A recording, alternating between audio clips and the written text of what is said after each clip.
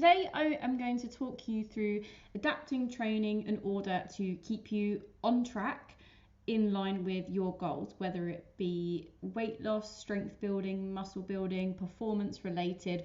All of these can be applied to your own individual training and your programming. It's really important, I think, to know how to do this because obstacles are going to crop up.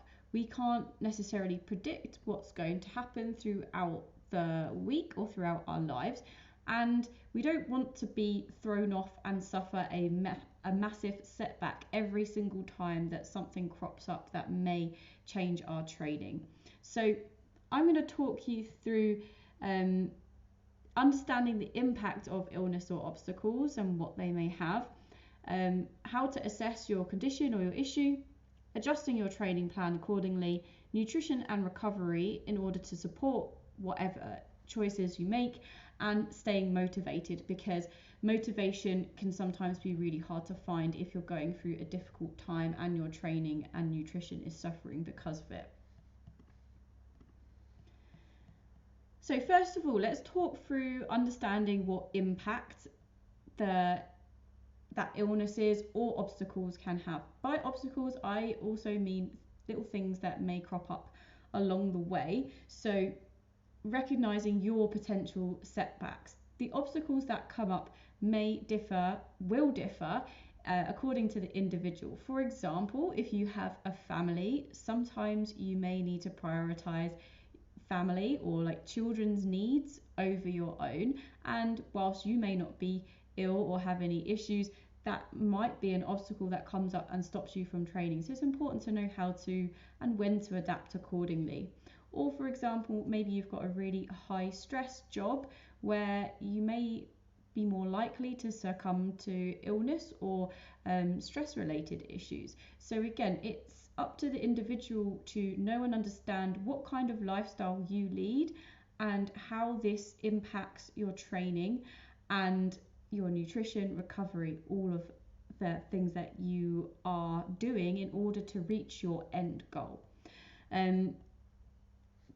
It's important also to know how to differentiate between the minor and the major obstacles. So knowing when to push hard or push through when times are tough or you're suffering from any kind of maybe pain issues.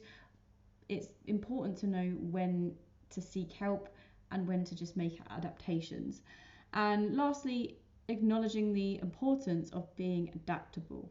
We make a program so that we can progress over time, but if you continue progressing through the program, perhaps when you are ill or you've got a niggle which then turns into an injury because you continue to progress because you wanted to see that weight loss or you wanted to see the weight go up on the bar, you will progress for a period of time, but then you're going to have to take much more time off due to perhaps illness or injury. So that's why it's really important to know how to adapt your training so that you can see progress over an extended period of time and also know how to sustain your results. Whether you stay with me as a coach or you decide to, when you decide to go alone, you need to know and educate yourself on how best to adapt your training so that you can sustain results and see improvements throughout your whole life, not just for a short period of time. So we'll talk about assessing what the issue is. Everyone always says listen to your body, and this is so true, but is difficult for different people as everybody differs. You may know, for example, when you're feeling ill, actually you might recover better if you've got a cold. You might recover better if you just kind of keep going but perhaps don't push as hard, whereas some people may do better just by resting and sticking only to their daily activity, maybe getting out for a walk instead. So make sure you start to listen to your body and notice how it responds. For example, if you're feeling a little bit under the weather and you go training, does it help, or does it then give you further signals that you do need to pull back and have some rest time? This applies to injuries and niggles, any tweaks that you might have as well. So then it's knowing when to seek help. please remember that whilst I am a fitness coach and I have a lot of knowledge surrounding this, I can't diagnose anything. So if you feel like you need to have professional help, make sure you go and seek it and then bring it back to me, and then we can work on that together. Also, use these two things to help you determine if you can continue training or if you need to take a break. Taking a break is absolutely fine. And please remember that taking a break means you're not going to lose everything that you've built just because you have a day or a few days off. You're not going to lose all your strength. You're not going to put all the weight back on. You're not going to lose all the fitness that you've been working so hard to gain. All of those things can be gained back, especially if you take the time to rest. And equally, know how to take the break and then get back to it. So adjusting your training plan. What can we actually do to carry on and make sure that training is suitable for you if an illness, an injury, or any kind of obstacle does come up? Make sure you communicate with me as your coach, as I am the best person to be able to help you out with this, especially if you have followed all the previous steps and know what the problem is and what you might want to do about it. We can modify the intensity, duration, or frequency of exercise or training. This could be in one session or throughout the week if you're suffering from something slightly longer term.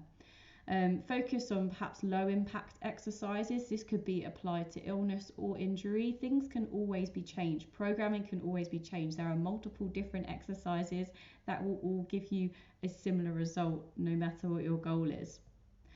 Incorporate flexibility and mobility work instead of a high intensity session. So this is where daily activity is really important and really comes into play here. So also considering alternative workouts or activity. Sometimes it can be just as good for you just to get out, get your daily activity done, keep moving, especially if you are suffering from some kind of niggle. The worst thing we can do sometimes is to completely stop. We don't want to go from one end of the spectrum to the other. The other things that you should be doing all of the time anyway, but will make an even greater difference when you are either under the weather, injured, ill, or you've got a lot of stress going on, is to prioritize nutrient-rich foods in order to support healing. So we should be prioritizing nutrient-dense foods anyway, but this is going to make your recovery much quicker. It's also going to make you feel much better. You'll have more energy, and prioritize the foods that are nutrient rich, but ones that you actually enjoy as well. Stay hydrated. Again, another thing that we should be doing anyway, but making sure that you're drinking enough fluids. 2 litres is a great starting point for this if you're not sure where to start with staying hydrated. Make sure you've got enough time to rest and recover, so make sure you're getting your sleep in. Again, this can vary from person to person, but 7 to 9 hours is a great place to start. Make sure you are also recovering, so on your recovery days, make sure you're not going out and doing extra things when you don't really need to, and adjust your calorie intake if needed. This is something that may apply if you're out you're changing your training for a slightly longer period of time, especially if your focus is weight loss or you've been doing really intense training but you've had to cut it back due to some kind of obstacle that's come up. You may need to look at what you're taking in because you've cut back on the amount of exercise that you're doing. Staying motivated can be really hard, and this is why I want to touch on this to finish off. Things are not going to be perfect all of the time, and that's why it's really important to keep up this communication with me, because as a coach, I'm here to help you with programming, but also to keep you accountable and help you stay disciplined and motivated. And all part of being disciplined and also motivated to get things done is to be motivated and disciplined with all these things of taking care of yourself as well as training hard. Set realistic short-term goals. So perhaps if you are out maybe for a little bit longer, perhaps you've been particularly poorly, set something that's realistic that helps you get back to training so you don't feel really demotivated when you start again. Using visualization can be really helpful as well. Visualize where you're going to get to, visualize yourself achieving your goal can be a great technique for staying motivated. Find inspiration in success stories. This is where taking advantage of our community can be really helpful, or maybe reaching out to somebody who's been through something similar to you. And again, seeking support from friends and family can be really useful. So I just want to finish up with this. So often we think in order to see progress, no matter what your goal is, whether it's weight loss, strength, muscle building, we think what we need to be doing all of this. But then it tends to look more like this. We overtrain, we underrest, we get ill, we go back maybe a bit too soon, we get ill again, we go back, some things start to feel okay again, but then we push it too hard because we didn't quite recover properly in the first place anyway, so then we end up injured. And the cycle repeats. It's really hard sometimes to get back on top of that. But we could just do this, train and make sure we program our training, we program in our rest time and our self-care time as well. So I hope that was helpful today, and I will speak to you again soon.